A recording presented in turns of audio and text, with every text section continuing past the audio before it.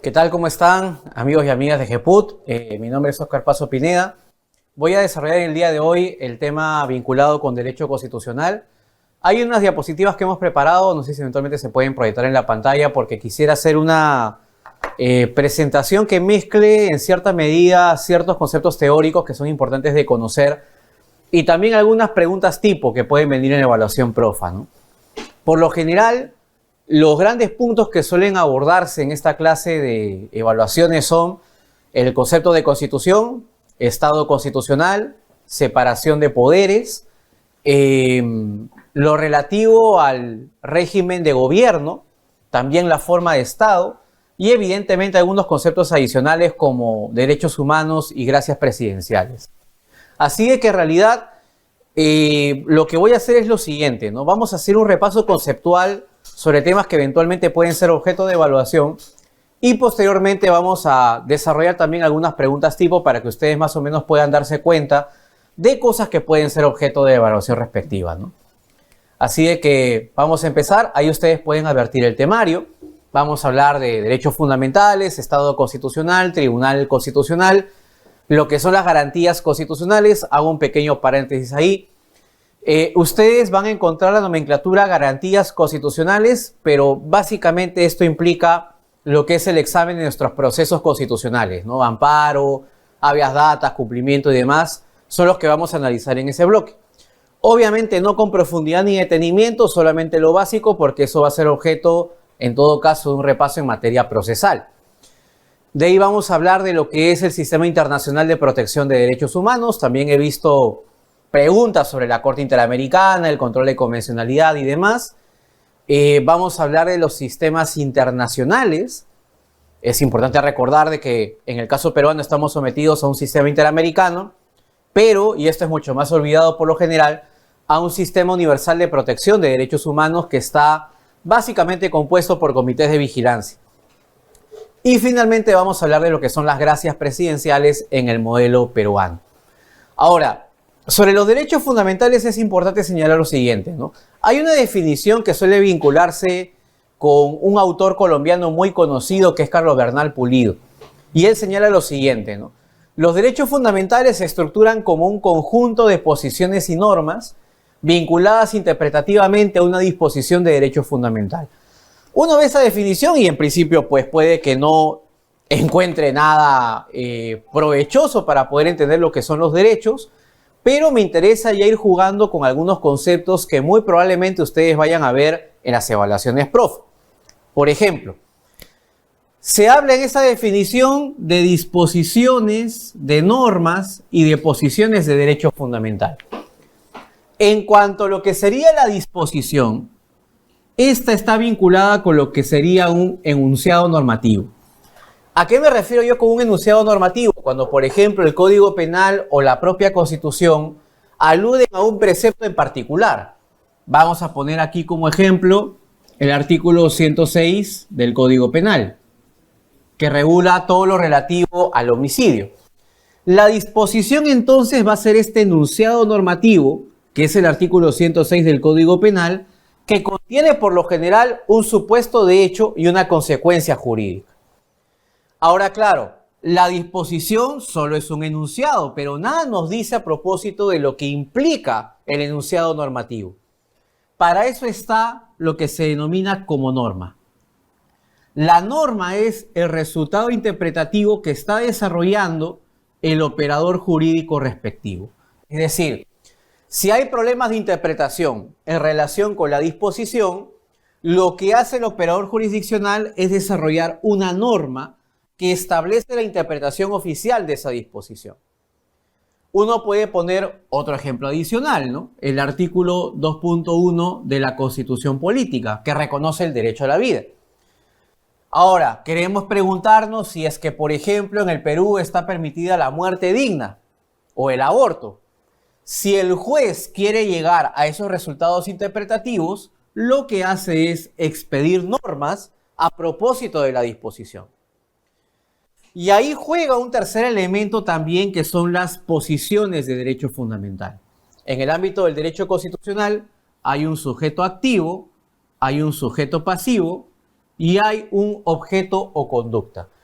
Sujeto activo es la persona que reclama la titularidad del derecho fundamental. En el modelo peruano, importante por favor que lo recuerden, titulares de derechos fundamentales según el Tribunal Constitucional evidentemente son las personas naturales, pero también las personas jurídicas de derecho privado. Ahora, algo que el tribunal no ha dicho de forma explícita, pero que lo ha dado a entender en su jurisprudencia, es que las personas de derecho público también podrían titularizar derechos fundamentales. Por ejemplo, uno podría preguntarse, ¿el Ministerio Público puede presentar una demanda de amparo? ¿Lo puede hacer el Ministerio de Economía y Finanzas? ¿Lo puede hacer la SUNAT? El tribunal ha dado a entender de que esto sí es viable. Pero en la práctica, estas entidades de derecho público lo pueden hacer para casos que se vinculen con vulneraciones al debido proceso o la tutela procesal efectiva. Ahora, ¿qué es el sujeto pasivo? Es el ente obligado a la realización del derecho fundamental. Ustedes podrán comprender que el principal obligado es el Estado a través de los funcionarios públicos respectivos. Pero en el ámbito de los derechos fundamentales, los privados también están vinculados por su eficacia. Para que lo tomen en cuenta, y lo he visto en evaluaciones PROFA, se habla en derechos fundamentales de eficacia horizontal y eficacia vertical. La eficacia vertical implica la idea de que los derechos fundamentales exigen al Estado la prestación de conductas respecto de los ciudadanos. Es decir, se articula una relación entre la persona natural o la persona física con la autoridad estatal. Pero también se habla de eficacia horizontal en los derechos humanos para reflejar lo que sería esta idea de que los privados también están sometidos a respetar ciertas libertades básicas. Por eso es de que, por ejemplo, hoy en día yo puedo presentar una demanda de amparo contra una AFP, contra un colegio privado, contra una empresa privada y un largo etcétera, porque son entidades que también están obligadas al cumplimiento de los derechos fundamentales. Esto hace que el modelo peruano sea diferente a otros como el modelo español, donde, por ejemplo, el recurso de amparo solamente puede ser presentado para reclamar eventuales violaciones a derechos, pero emprendidas por autoridades públicas. En el modelo peruano, puedes reclamar tanto por violaciones cometidas por funcionarios públicos, como en el caso también de los privados. Y acá viene el objeto o conducta, ¿no? Por lo general, los derechos fundamentales tienen posiciones de defensa, pero también tienen posiciones de prestación. Y acá otro punto muy importante. No se coman ese cuento de pensar que los derechos civiles y políticos generan obligaciones de no hacer, mientras los derechos económicos, sociales y culturales generan obligaciones de hacer. Esa clasificación en realidad se ha superado hace bastantes décadas atrás. Hoy en día se dice que todos los derechos fundamentales tienen obligaciones de defensa y también obligaciones de prestación. ¿Qué implica esto? Que cualquier derecho fundamental que se encuentre en la Constitución le exige al Estado abstenciones, pero también requiere la prestación de conductas particulares. Un ejemplo, el derecho a la educación. Por lo general, cuando uno habla del derecho a la educación, puede entender de que esto implica la idea de que el Estado debe otorgar remuneraciones dignas a los docentes, debe construir colegios, debe garantizar todas las condiciones viables para que un niño pueda acudir al centro educativo y un largo etcétera. Pero también, aparte de esta obligación de prestación, la educación tiene una dimensión de defensa porque implica la idea de que, vamos a poner un ejemplo, un niño no puede ser discriminado y por eso ser separado de una escuela particular o de una escuela pública. Ese es un ejemplo de un derecho económico, social y cultural, como lo es el derecho a la educación, pero que observa las dos dimensiones de los derechos fundamentales. Para eso también pueden leer el libro de Carlos Bernal Pulido, El principio de proporcionalidad y los derechos fundamentales, lo venden acá en el Perú, que explica todo lo que les he comentado. Ahora, el Tribunal Constitucional, en el famosísimo caso Anicama Hernández, que siempre digo, obligatorio que lo revisen, señaló precisamente de que en el modelo constitucional peruano tenemos disposiciones y también tenemos normas. El tribunal señaló en los términos que les he comentado, que las disposiciones son los enunciados que están en la Constitución y que van a ser objeto de interpretación por parte de la autoridad jurisdiccional. Cuando la autoridad jurisdiccional procede a hacer la interpretación respectiva, a ese resultado lo vamos a denominar norma.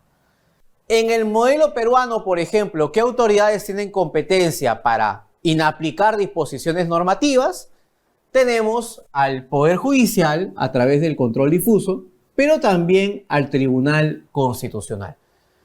En algún momento, caso Salazar y Arlenque, el Tribunal Constitucional habilitó la posibilidad de que los tribunales administrativos también ejercieran un control difuso. Postura claramente incorrecta que felizmente el propio tribunal dejó de lado en el precedente del caso Consorcio Requena, en el que enfatizó la idea de que los únicos órganos que hacen control judicial de constitucionalidad son los tribunales de justicia y, de ser el caso, el propio Tribunal Constitucional. Pero bastante ojo, por favor, porque he visto bastante esto en las evaluaciones. Particularmente, lean el caso Nicam Hernández, porque he visto prácticamente todos los años que hacen preguntas sobre esta casa. Ahora, lo hacen tanto en derecho constitucional como en argumentación jurídica, porque esta clasificación que les he comentado de disposición, norma, posición de derecho fundamental, por lo general la he visto en preguntas de derecho constitucional de profa, pero también en preguntas de argumentación jurídica. Así que bastante ojo con esto, por favor. Vamos a seguir por acá con las diapositivas. Ustedes van a poder ver en consecuencia de que estamos jugando con este concepto que ha desarrollado Carlos Bernal Pulido, ¿no? Los derechos fundamentales son un conjunto de posiciones y normas vinculadas interpretativamente con una disposición de derecho fundamental. ¿Qué implica esto? De que en consecuencia los derechos fundamentales son aquellos que cuentan con enunciados normativos que se desprenden de la Constitución, disposición, y que al propio tiempo van a generar, en la medida en que se trata de cláusulas abiertas, inciertas, indeterminadas, desarrollos interpretativos por parte de la autoridad jurisdiccional. Esas son las normas que ustedes ven en la lámina. Y cuando el órgano jurisdiccional materializa en la práctica esta norma, va a generar posiciones de derecho fundamental. Es decir, va a ocasionar que existan sujetos activos, sujetos pasivos y obligaciones o conductas que deban desplegarse. Ahora, ¿qué podemos advertir aquí? De que cuando hablamos de disposición de derecho fundamental, hay que ser muy conscientes de que en el ámbito del derecho constitucional las disposiciones tienen como característica central ser ambiguas e indeterminadas. Es prácticamente imposible redactar como si fuera un código penal una constitución, porque es indispensable llegar a acuerdos morales mínimos en una sociedad democrática, lo cual comprenderán que es una tarea harto compleja.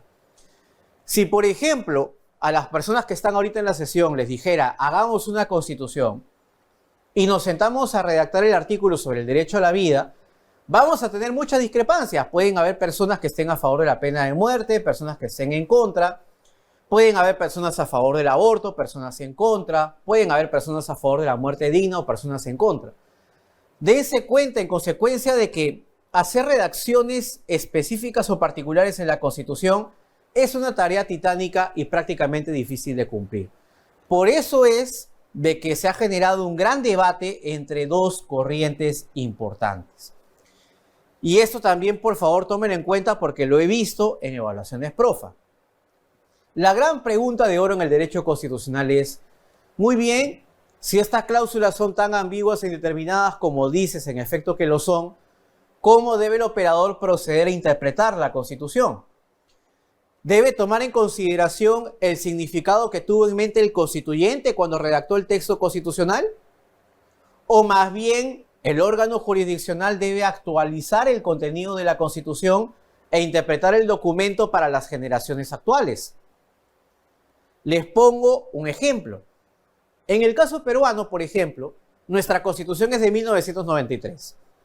Los debates generacionales no son tan marcados como en otra experiencia como en Estados Unidos. En Estados Unidos su Constitución es de 1787. Dense cuenta de que el dilema generacional ahí es mucho más marcado, porque si queremos discutir sobre clonación, sobre matrimonio entre personas del mismo sexo u otras materias, nos quedan algunos asuntos bastante polémicos por dilucidar. Pongamos el ejemplo del matrimonio entre personas del mismo sexo. La primera pregunta sería, ¿alguien en el siglo XVIII pensó que esta era una opción viable según la Constitución? Evidentemente que no.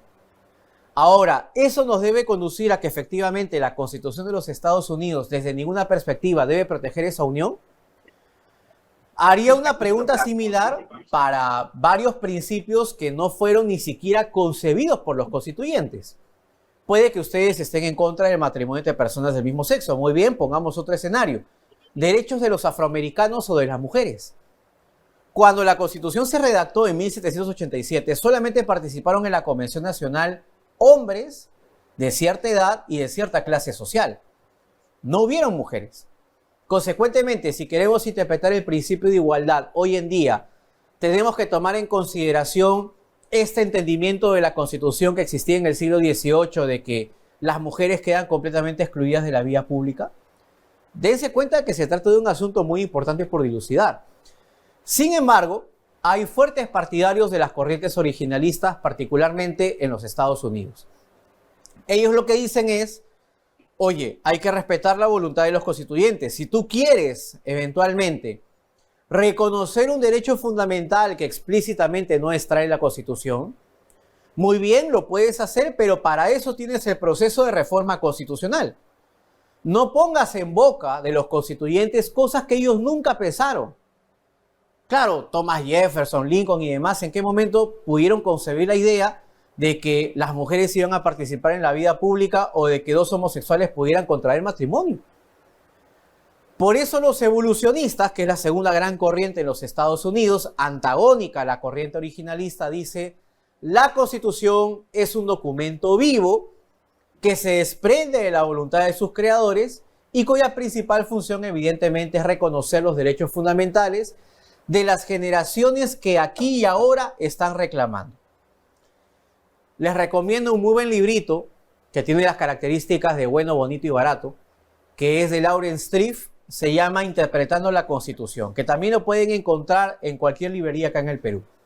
Y ese autor precisamente, lo primero que dice en el capítulo 1 es ¿cómo no interpretar la Constitución?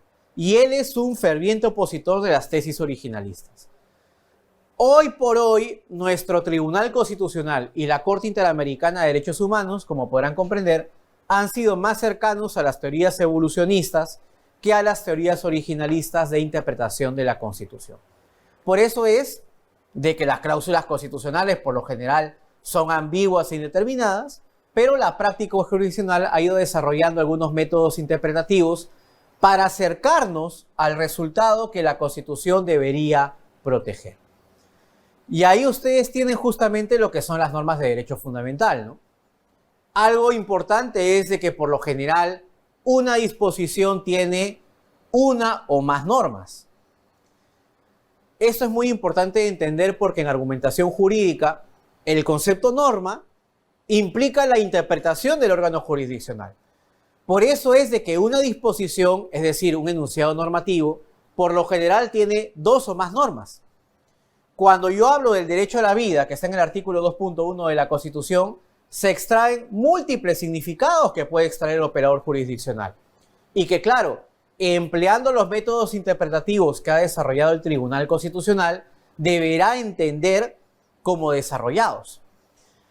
Ahí me interesa también otro apunte aquí en la pizarrita, de que lean las...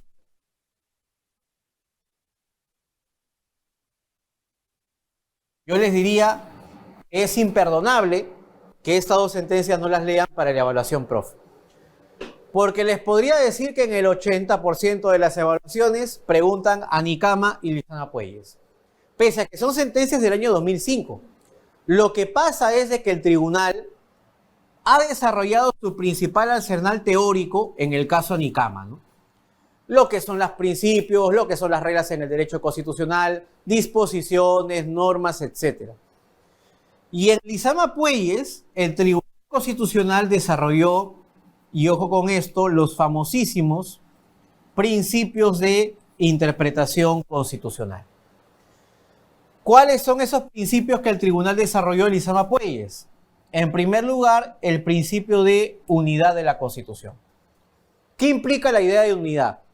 Que cuando ustedes leen la Constitución tienen que tomar en consideración no solamente la disposición constitucional que es objeto de examen, sino también cualquier otro precepto que se encuentre en el documento constitucional que permita un entendimiento de la disposición que estoy examinando.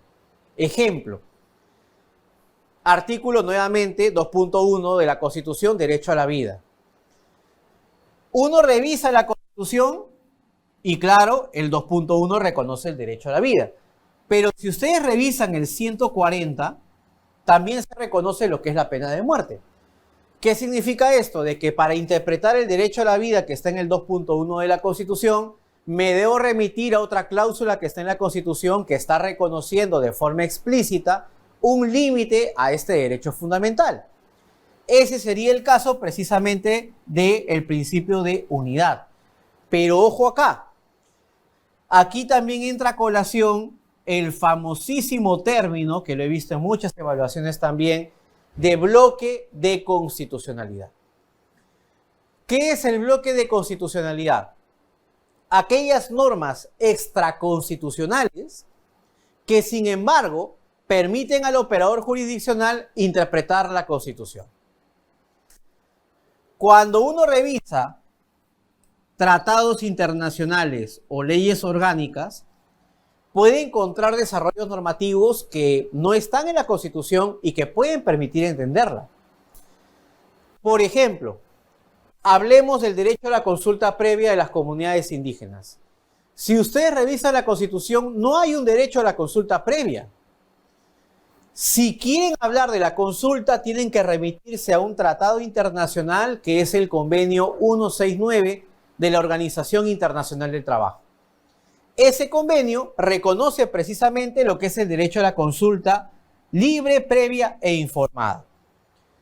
En consecuencia, si quiero interpretar un precepto de la Constitución, por ejemplo, el derecho a la propiedad, me voy a remitir a ese tratado internacional que forma parte del bloque de constitucionalidad porque me permite desarrollar un precepto constitucional.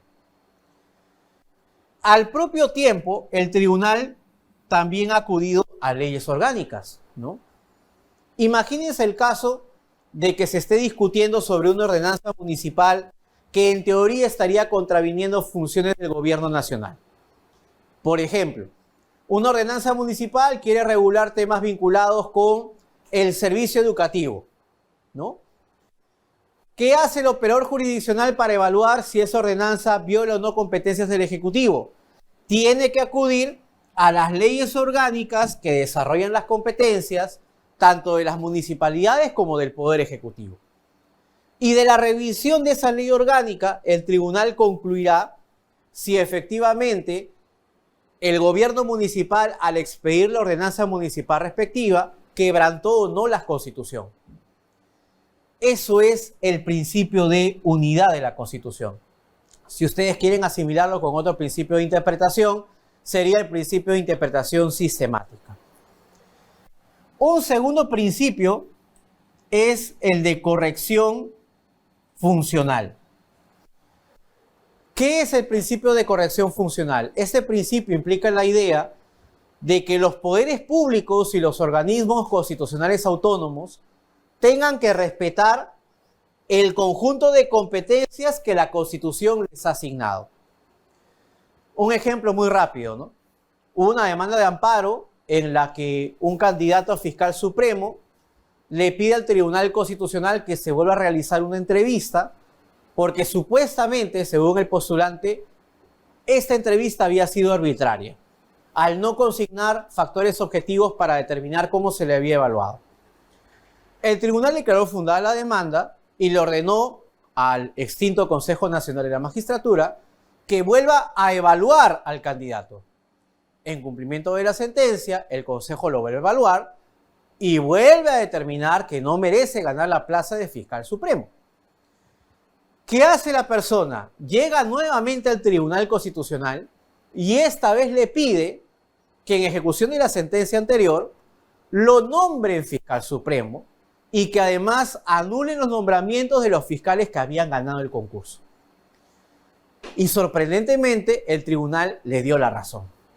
¿Y qué hizo? Anuló los nombramientos de los fiscales supremos que habían ganado y al propio tiempo dispuso el nombramiento de esta persona que había presentado la demanda de amparo. ¿Qué podemos advertir de eso? De que el tribunal invadió competencias de otro organismo constitucional autónomo porque se inmiscuyó en funciones que eran del Consejo Nacional de la Magistratura. Y esto supone una vulneración del principio de corrección funcional. Tenemos también el principio de fuerza normativa de la Constitución. Este principio de fuerza normativa es muy importante porque da a entender de que las cláusulas que están en la Constitución no son simplemente aspiraciones o buenos deseos, sino de que también demandan la ejecución de obligaciones en la práctica. Esto implica, por ejemplo, apartarnos de la tesis que en algún momento tuvo el Tribunal Constitucional de que el derecho a la salud era un derecho programático y que en esa medida dependía del presupuesto que le otorgaba el Estado.